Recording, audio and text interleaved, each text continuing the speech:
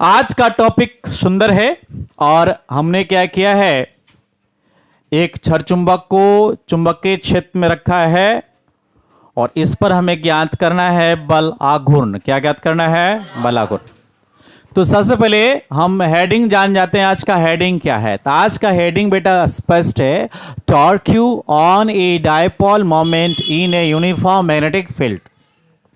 यानी कि एक समान चुंबक के क्षेत्र में द्विध्रुव बल आघूर्ण। द्विध्रुव बल आघूर्ण मतलब किसी छड़ चुंबक का दो ध्रुव होता है। छड़ चुंबक क्या ध्रुव होता है? दो ध्रुव। उस पर जो बल लगेगा वो क्या कहेगा? बल आघूर्ण कहलाएगा। आघूर्ण मतलब मूव, किसी स्थान पर घूरना को मूव कहते हैं, यानी कि आघूर्ण कहते हैं। जैसे पर्टिकुलर कोई वस्तु है, उस स्थान पर वो मूव कर रहा है। जैसे हमने यहाँ कोई लाठी रख दिया, कोई डंडा रख दिया, इससे हमने घुमाया इस प्रकार से, है ना। तो ये क्या कर रहा है? मूव कर रहा है ना। ये हम थोड़ा सा चिन्ह इसको ऐसे ला देते हैं, एक चिन्ह इधर, एक चिन्ह इधर। तो ये मूव कर रहा है, एक बिंदु पर मूव कर रहा है ना। तो ये मूव कर रहा है, इसे क्या बोलेंगे? आघूर्ण, क्योंकि एक स्थान पर घूम रहा है। और जब उसमें बल लगे और वो घूमे तो क्या बोलेंगे? बल आघूर्ण। चलो अब समझते हैं कि चुंबकीय क्षेत्र पे बल आघूर्ण किस प्रकार से कार्य करता है। बहुत ही आसान और अच्छा टॉपिक बेटा, आपको बहुत अच्छा से समझ में आ जाएगा। देखो, हमने चुंबकीय क्षेत्र बनाया, ये डॉट डॉट लाइन जो देख रहे हो बेटा, ये क्या है? चुंबकीय क्षेत्र। वो भी कैसा? एक समान चुंबकीय क्षेत्र। कैसा क्षेत्र है? एक समान चुंबकीय क्षेत्र है। ठीक है, वेक्टर बीम माना। अब देखो, चुंबकीय क्षेत्र कहीं से शुरू हो रहा है, कहीं जाके समाप्त हो रहा है। शुरू कहां से हो रहा है बेटा? इस स्थान से। और समाप्त किधर हो रहा है? बी उधर किधर? सामने की ओर। जो इधर से शुरू हो रहा है वो क्या हो जाएगा? एन। क्योंकि हम जानते हैं चुंबकीय क्षेत्र का एन ध्रुव से निकलती है और एस ध्रुव जाके मिलती है। तो किधर से निकल रहा है? एन। तो इसका चुंबकीय क्षेत्र रेखाओं का एन क्या हुआ? पिछला भाग हुआ। ये वाला भाग क्या हुआ? ये हुआ एन। क्या बेटा? ये हुआ नॉर्थ, मतलब उत्तर ध्रुव। और सामने वाला ध्रुव क्या हो गया? एस, साउथ, यानी दक्षिण। चलो यहां तक समझ में आ गई कि चुंबकीय क्षेत्र में दो प्रकार से ध्रुव बट गए। पिछला जो भाग था वो एन कहलाया, क्योंकि वहां से निकली रेखाएं, और अगला भाग कहलाया एस, क्योंकि उधर जा रही है रेखाएं। क्लियर बात है? यानी नॉर्थ पोल इधर है, साउथ पोल इधर है। यानी उत्तर ध्रुव इस तरफ है पीछे की ओर, और साउथ है आगे की ओर, दक्षिण ध्रुव आगे की ओर।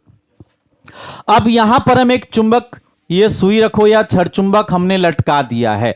तो लटका जो दिया है, इसका जो नॉर्थ पोल है वो किस तरफ आकर्षण होगा? नॉर्थ की तरफ कि साउथ की तरफ? क्योंकि आकर्षण किधर होगा? नॉर्थ साउथ की तरफ होगा। और ये साउथ किधर जाएगा? यानी इस छड़ चुंबक को कैसे ऐसे घुमाने की प्रयास करेगा? ऐसे। और यहां पे आके इसे रोक देगा। ऐसे रोकेगा ना बेटा, ऐसे आके, क्योंकि नॉर्थ के पास साउथ और साउथ के पास नॉर्थ पहुंच गया, दोनों पर बल लगेगी और बीच में आके इसको ऐसे करके छोड़ देगा। बोले अब यहां से नहीं हिलना, क्योंकि हिलने नहीं देगा, क्योंकि ये ताकत बहुत ज्यादा इसमें लगाएगा। तो देखो, आपने देखा ना, छड़ चुंबक क्या हुआ? यहां से ऐसे करके मूव हो गया। तो एक बिंदु पर मूव किया ना बेटा, एक बीच में कोई पॉइंट होगा जहां से मूव किया, तो यही चीज क्या कहलाएगा? बल आघूर्ण। इसे क्या बोलेंगे हम?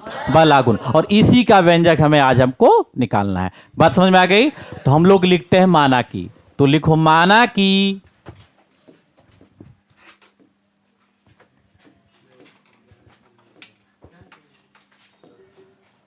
माना की कोई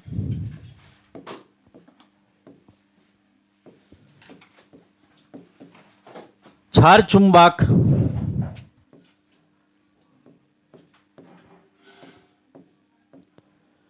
चुंबकीय क्षेत्र, एक समान चुंबकीय क्षेत्र लिखना। कोई छड़ चुंबक एक समान चुंबकीय क्षेत्र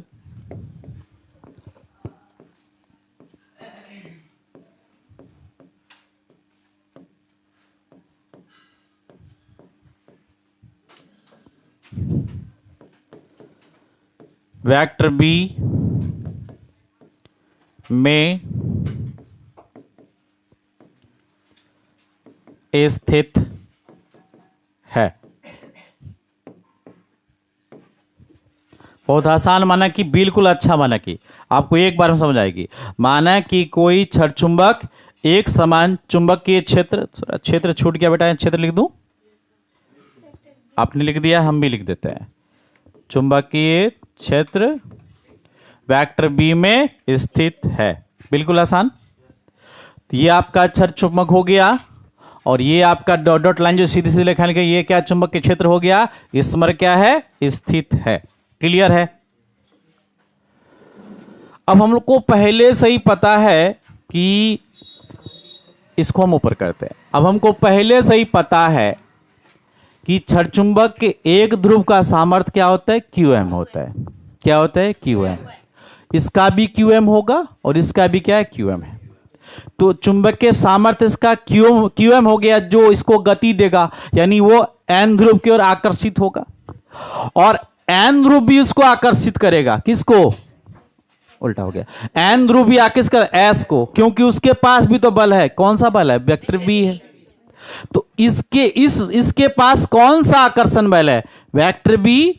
और इसके पास कौन सा आकर्षण बल है? QM। दोनों एक दूसरे को खींचेंगे, दोनों एक दूसरे को खींचेंगे, आपस में खींचेंगे।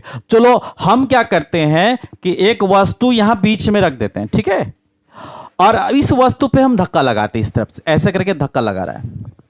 तो एक आदमी उधर से भी आया और हमारे साथ वो भी धक्का लगा रहा है, तो दोनों का बल साथ में लग रहा है कि नहीं लग रहा है? वही प्रक्रिया यहां पर हो रही है। ये S जाना चाहता है और N इसे खींचना भी चाहता है। इन दोनों एक दूसरे को आपस में खींच रहे हैं, यानी इसका भी बल लग रहा है और इसका भी क्या है, बल लग रहा है। दोनों का बल एक साथ संयुक्त हो रहा है, तो वो बल क्या हो गया, QMB। क्या हो गया बल? QM किसका बल है? चुंबकीय ध्रुव का। ये अपना बल लगा रहा है, किधर जाना है, N की ओर। इधर से खींचा चला जा रहा है कि हमारे पास N है, हम जाएंगे उधर, मेरा दोस्त है हमको बुला रहा है, हमको जाना है। ये जाने की इच्छा है, इसको QM बल लगा रहा है, और इसको खींचने की, आने की इच्छा, आओ ना पढ़ना, आओ ना तुम आओ ना मेरे पास, आओ ना, बैठते हैं साथ में। तो ये N लगा रहा अपना बल, तो N के पास कौन सा बल है, B। तो दोनों बल आपस में जुड़ गया, क्या हो गया, QM। आवेश हमेशा जब बल लगते थे ये गुणनफल रूप में जुड़ता है। कैसे? गुणनफल। ये नहीं कि जोड़ देंगे A प्लस B, नहीं, ये गुणनफल हो जाता है, QM इंटू P। तो एक चुंबकीय ध्रुव का भी सामर्थ्य तत्काल क्या हो गया, चुंबकीय क्षेत्र के स्थित होने के कारण क्या हो गया, QMB। तो हम लिख सकते हैं ना, तो लिखे, क्या लिखेंगे, यदि चुंबकीय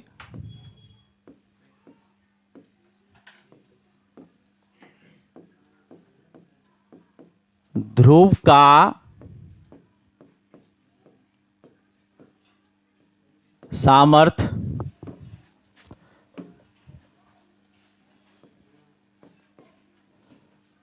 QM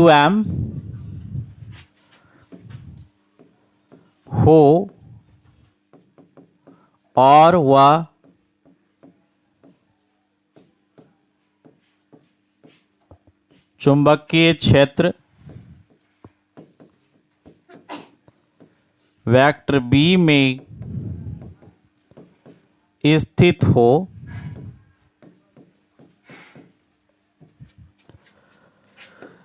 तो उस ध्रुव पर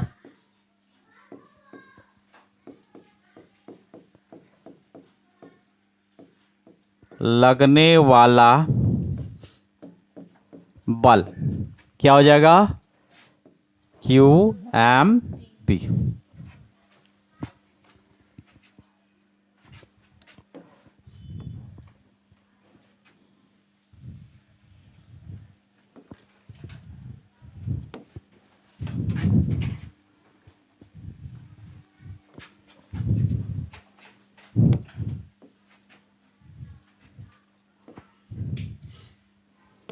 क्लियर है? बिल्कुल आसान पॉइंट ऑफ व्यू, बड़ा अच्छा समझिए आप कि चुंबकीय ध्रुव का सामर्थ्य क्या होता है, QM होता है। हम लोग पहले पिछले वाला क्लास में समझ चुके हैं, तो हमने वही बात को लिखा, यदि चुंबकीय ध्रुव का सामर्थ्य QM हो और वह चुंबकीय क्षेत्र वेक्टर B में स्थित हो, तो उस पर लगने वाला बल क्या हो जाएगा, QMB। आप इसको लोगे तो इसमें भी QMB आ जाएगा, आप उसमें भी लोगे तो उसमें भी QM, क्योंकि दोनों का सामर्थ्य एक ही है। और दोनों क्या चुंबकीय क्षेत्र वेक्टर बी में रखा है, तो इस पर भी उतना ही बल लगेगा जितना बल इसमें लगेगा। तो इसलिए दोनों हमने क्या लिखा है, क्यू एम बी और क्यू एम बी। क्लियर, यहां तक कोई दिक्कत नहीं। आप यहां तक फटाफट नोट कर लीजिए, उसके बाद फिर हम आगे बढ़ते हैं। इसको हम जरा साफ कर लेते हैं ऐसे, ठीक ठीक है।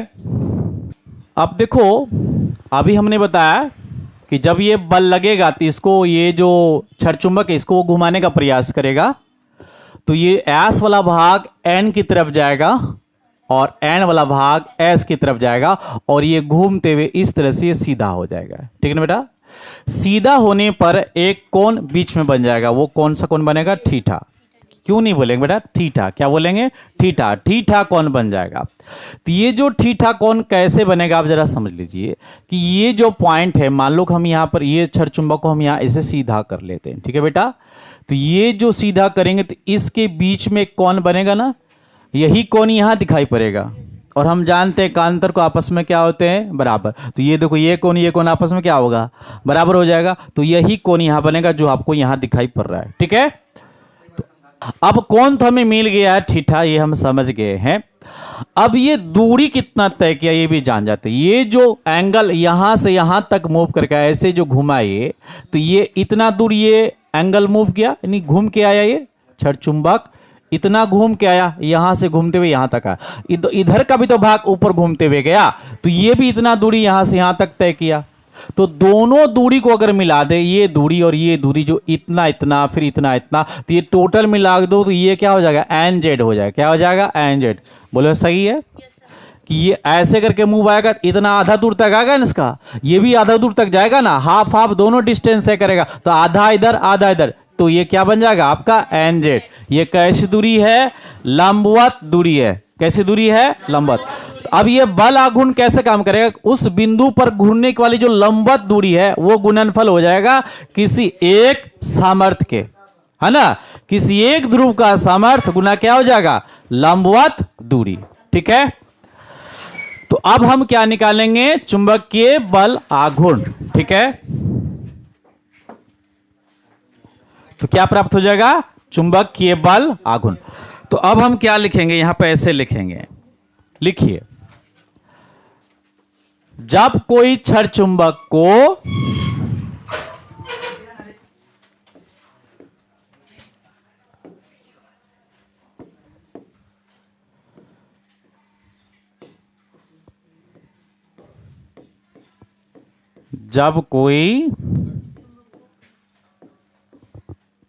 चुंबक को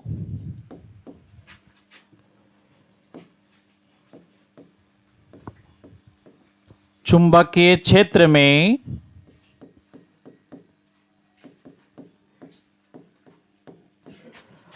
रखा जाता है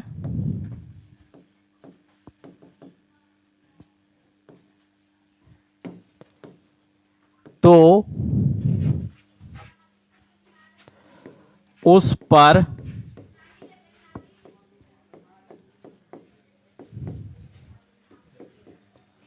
बल आघूर्ण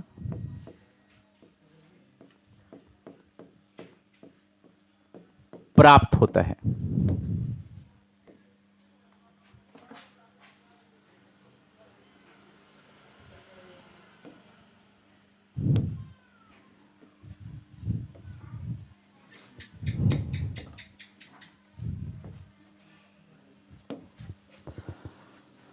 तो जब कोई छड़ चुंबक को चुंबकीय क्षेत्र में रखा जाता है तो उस पर क्या प्राप्त होता है, बल आघूर्ण प्राप्त होता है। अर्थात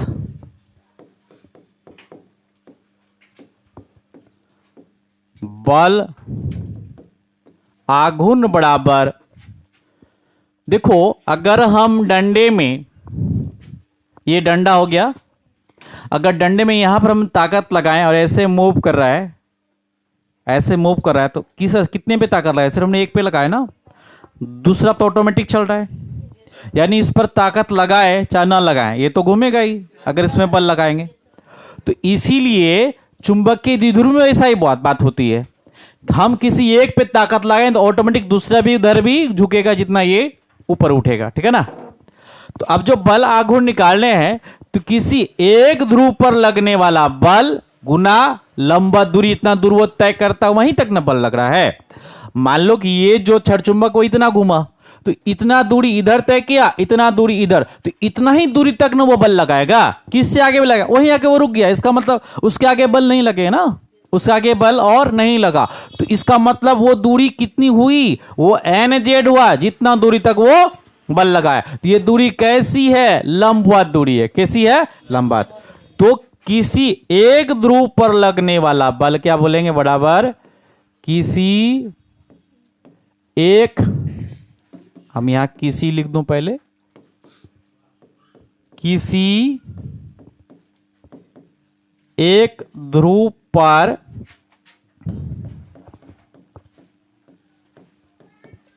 लगने वाला बल गुना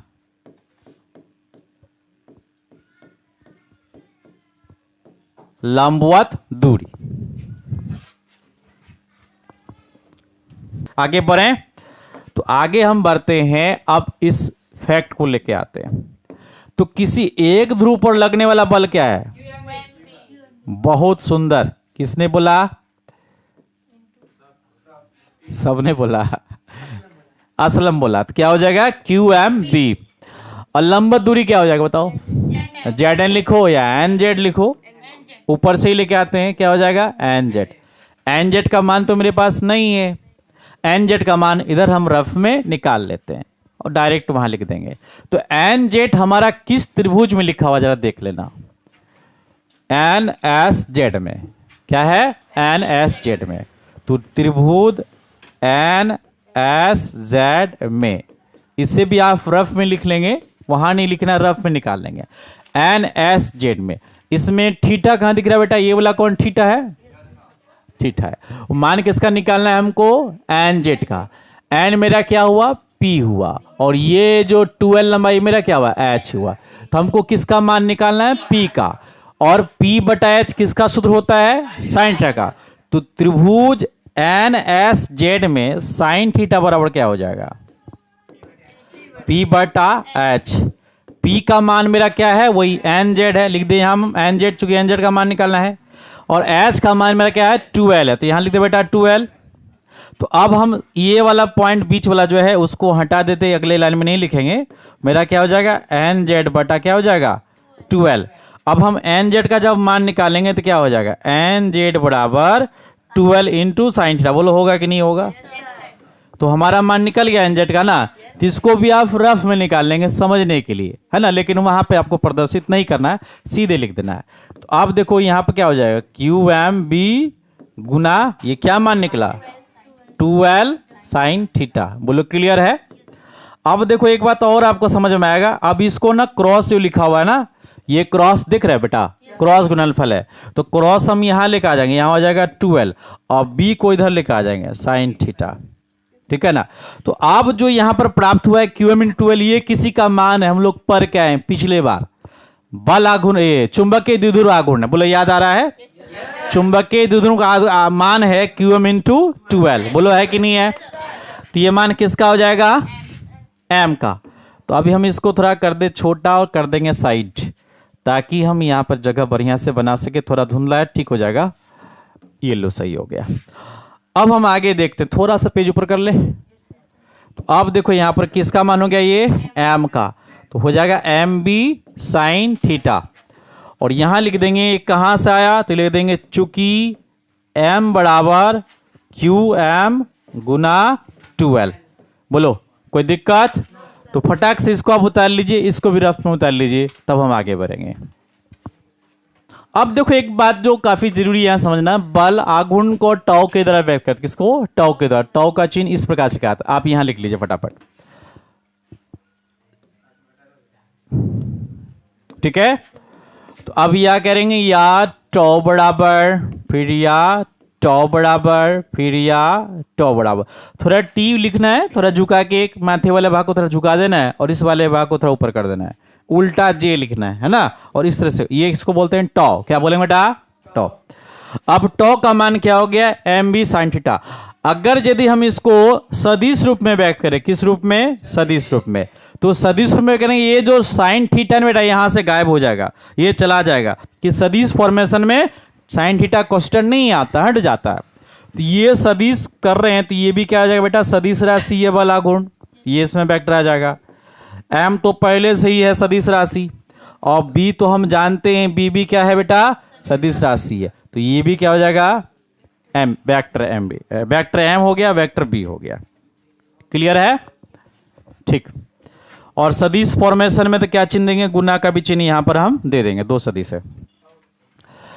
तो देखो अब हमारा ये व्यंजक प्राप्त, ये वाला भी हो गया है, और एक व्यंजक प्राप्त होगा, ठीक है, इसके आधार पर, इसके आधार व्यंजक को प्राप्त होगा तो हम थोड़ा नीचे लेके आ जाते हैं, थोड़ा कलर चेंज कर लेते हैं।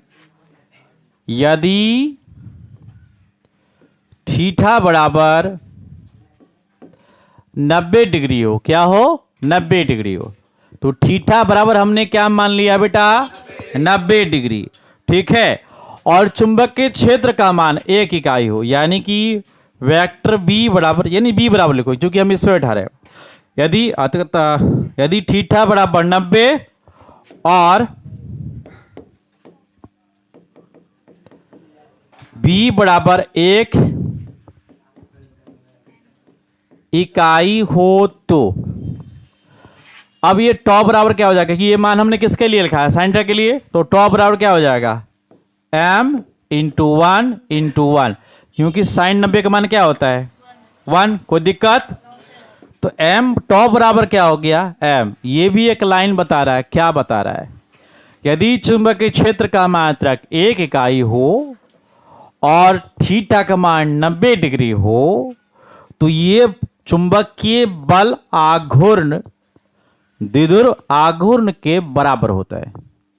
देखो मात्र दो ही चीज यहां लिखा हुआ है, लेकिन बहुत बड़ा लाइन ये बना रहा है, ध्यान समझेंगे, फिर समझना।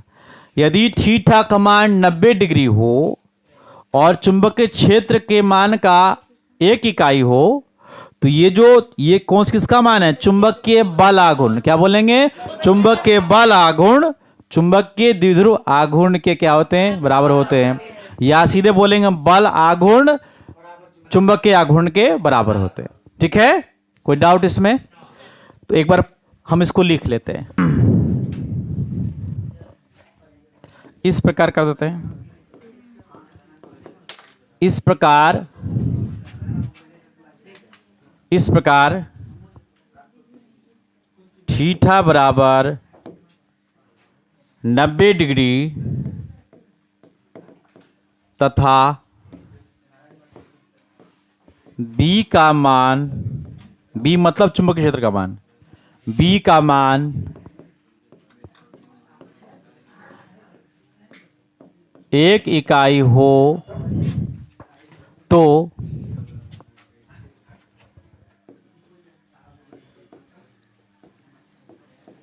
चुंबकीय बल आघूर्ण